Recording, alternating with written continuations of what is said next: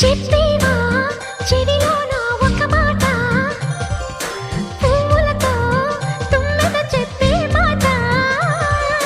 నీ చిరునవ్వు సాక్షిగా తాజ్ మహల్ నాదట, నీ పెదవంచు సాక్షిగా షాజహాను నేనట. నీ తీయని ప్రేమకి నా పెదవే నజరానా, నీ పైటకి నేనిక బానిసనే నెరజాడా.